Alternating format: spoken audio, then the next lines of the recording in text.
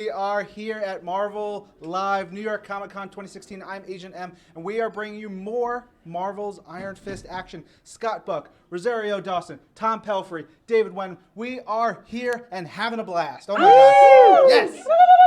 So I was in the room. I was there. I was sitting there. I was excited. Dan Buckley, president of Marvel, a couple seats away. I looked over to him, just smiling ear to ear the whole time, having a blast. How much fun was that for you guys, being up there? The best. It was great. So awesome. Yeah, it was amazing. They cheered so hard for Rosario. I felt like we all got to participate. And then I had to follow Rosario on stage. Yeah, so super fun. Yeah.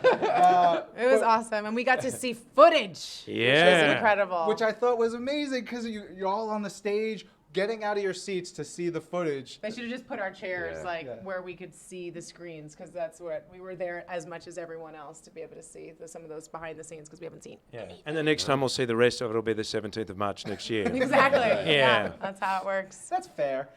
You guys, part of the Meacham family, kind of the vibe we got was a little bit not so nice, maybe a little creepy, little mean. Oh, I don't think that's very fair. Well, that's just a slither of the show. Yeah, that's just one flavor, really. Okay. They're complex people. Yeah. What are their relationships? Your each relationships to Danny Rand that we see at the beginning of the show. I play Harold Meacham, Ward's father, and Harold was business partners with Danny's father.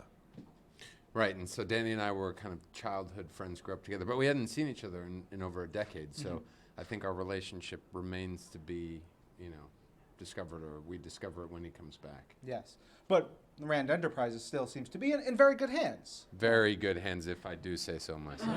Yeah, that depends on who you ask.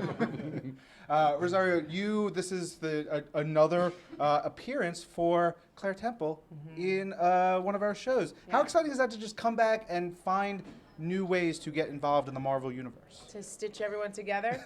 See what I saw? See what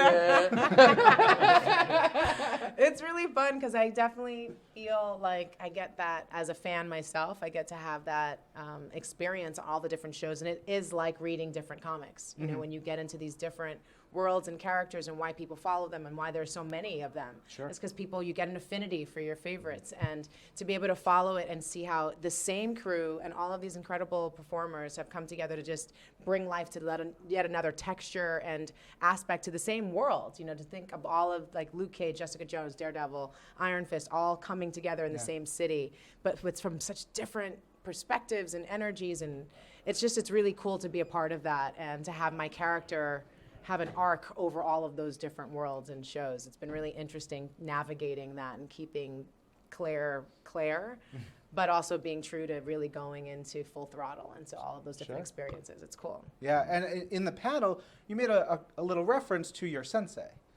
in Iron Fist. Is there anything we can say about that, or we're just going to leave that? No.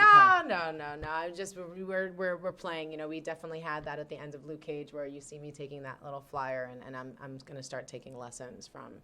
It's suggested I'm going to start taking lessons from from the wonderful Colleen Wing, and it's fun to be able to explore and build on a different direction for Claire, for sure. Yeah. Scott, you're dumping into the Marvel universe after Dexter, after many things. Do you find it different to jump into sort of a comic book universe, but still very grounded? It's different, but because I approach it the same way that I would any other show, any other characters, that it's all rooted in reality and it's rooted in very grounded characters. So when you take that approach, it doesn't really make any difference as long as you have the great cast to back it up. Yeah. What did you look for when, say, we were looking to not just Manhattan and all the fighting and the ground level stuff, but Kunlun, and seeing how to portray that? That's something you're going to have to really wait to see. Nice try. We see a little bit in the teaser trailer, a little tiny bit. What can you tell us about, because we also see it in the teaser trailer, Danny's Iron Fist, the glow, the power, the strength. Is there anything that we can gleam from that little bit of footage of, are we leaning very close to the comic book mythos, or? Yes, I think so. Okay. I mean, if you've seen the Fist, you've seen, it's something that's used kind of sparingly because you don't want too much of something that special. Sure. And even without the fist, Danny is still a master at kung fu. He only needs to rely on the fist in the rarest of situations. Yes. And one of the other things that was mentioned was that the Iron Fist is the immortal enemy of the hand. Yes, he is. Will we get a little taste of the hand? I think you might see something like that. I'm looking Let's forward give a to hand it. to the hand. Yeah. Let's give a hand to these guys. Thank you all for coming. And stay tuned. Much more to come from Marvel Live here at Comic-Con 2016. Marvel's Iron Fist, only on Netflix, March 17, 2017. Now